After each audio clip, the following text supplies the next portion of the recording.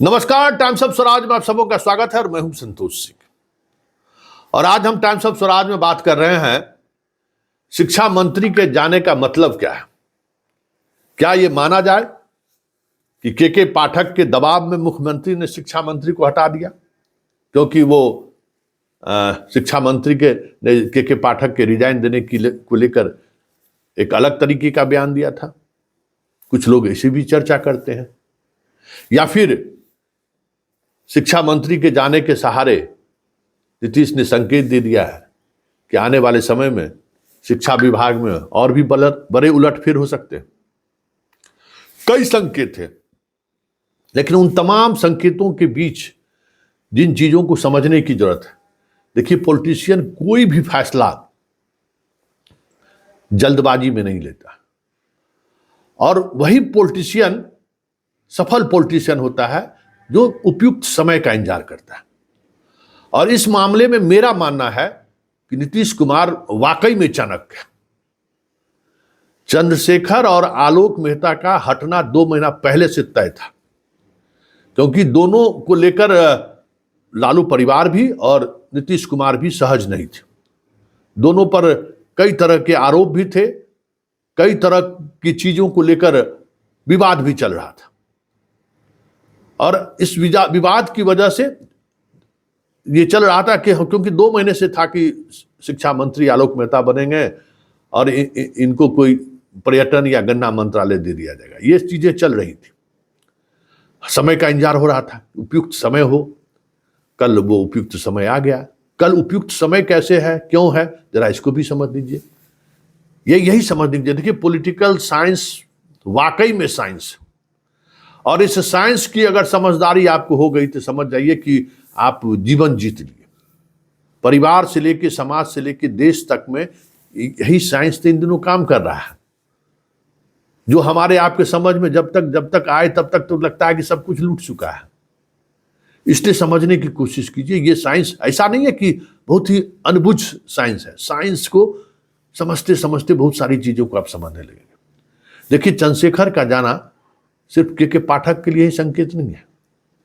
चंद्रशेखर जिस तरीके से रामचरितमानस को लेकर, धर्म को लेकर जो बातें जिस तरीके से वो कर रहे थे, वो भी एक बड़ी वजह रही। और इसको लेकर नीतीश कभी सहज नहीं थे। नीतीश ने कई बार उन्हें हिदायत भी दी, कई बार उन्हें बुलाकर भी कहा। के पाठक के इशूज में भी कई बार उन्होंने पैचअप करने की भी कोशिश इशारों में की। दोनों को डांटा भी कि भाई ठीक से काम कीजिए। और सार्वजनिक रूप से गांधी मैदान से चंद्रशेखर की उन्होंने तारीफ भी की थी। लेकिन समय, उपयुक्त समय क्या है, सो आप समझ लीजिए। देखिए, बहाली की प्रक्रिया पूरी हो गई। अब मतलब रिजल्ट निकल गया। अब बाकी पोस्टिंग, ट्रांसफर पोस्टिंग होता रहेगा। मतलब शिक्षा विभाग का जो मेजर रोल था, भाई मंत्री होता है, ये बात आप समझ लीजिए। वो प्रक्रिया अब कुछ भी वहां नहीं है। उनको हटाना है तो उनको हटा दिए। आलोक मेहता के विभाग में, जिस विभाग में थे, उस विभाग में पिछले मंत्री रामसूरत राय जब थे तब भी सीओ के ट्रांसफर को लेकर विवाद हुआ था।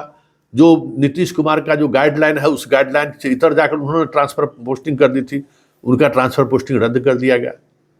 आलोक मेहता भी ट्रांसफर पोस्टिंग के मामले में सवाल खड़े हुए। इनके ट्रांसफर पोस्टिंग को भी सरकार ने रद्द कर दिया। और इलेक्शन कमीशन के निर्देश के अनुसार अभी तबादला होना है, और उसमें अधिकांश सीओ का तबादला होना है। और उस तबादले की सूची हमें लगता है कि 22 तारीख के बाद निकल जाएगी। संकेत साफ है कि इस क्या कहते हैं, इस ट्रांसफर पोस्टिंग में मंत्री की कोई भूमिका नहीं रहेगी। मुख्यमंत्री जो चाहेंगे, क्योंकि ये सामान्य ट्रांसफर पोस्टिंग नहीं है जिसमें मंत्री को अधिकार है। ये सब असामान्य ट्रांसफर पोस्टिंग है, इसलिए मुख्यमंत्री खुद करेंगे।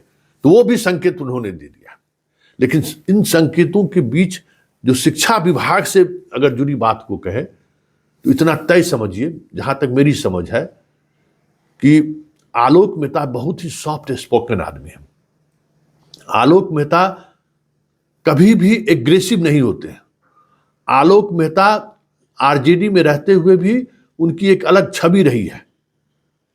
वो व्यवहार कुशल व्यक्ति रहे हैं, उनकी व्यवहार कुशलता को लेकर लोग उनको जानते हैं और आज शिक्षा विभाग में ऐसे लोगों की जरूरत है। और कहीं न कहीं इस तरीके के व्यक्ति के मंत्री बनने से के पाठक की जो उदंडता है ना, जिसको उदंडता लोग कहते हैं, वो काफी नियंत्रित होगा, क्योंकि आप मंत्री को नजरअंदाज नहीं कर सकते हैं। मंत्री की इच्छा के बगैर कोई भी सेक्रेटरी काम नहीं कर सकता है, मंत्री की सहमति जरूरी है। और आलोक मेहता के बनने के बाद आप ये भी नहीं कह सकते हैं कि हम सीधे चीफ सेक्रेटरी से अनुमति ले लेंगे। पाठक जो इन दिनों चीफ सेक्रेटरी से सीधे अनुमति ले लेते थे, उसकी वजह यह भी था ना कि भाई जब ज्वाइन किए तो पत्र जारी करा दिए के पाठक के खिलाफ, आप उसको लेकर बवाल हुआ, सब लोग ये स्थिति को समझ रहे थे, तब आप मंत्री को सरपास करके चीफ सेक्रेटरी से आदेश ले लेते थे। अब तो वो स्थिति नहीं होगी, अब तो आपको हर निर्णय में मंत्री की सहमति होगी और आप कह नहीं सकते हैं कि आलोक मेहता बेवजह हमारे फाइल पर अरंगा लगा रहे हैं, ये भी आप नहीं कह सकते, क्योंकि ये सारी चीजें इस तरीके का है जो चीजें कहीं न कहीं के पाठक के खिलाफ गया है आलोक मेहता के मंत्री बनने से।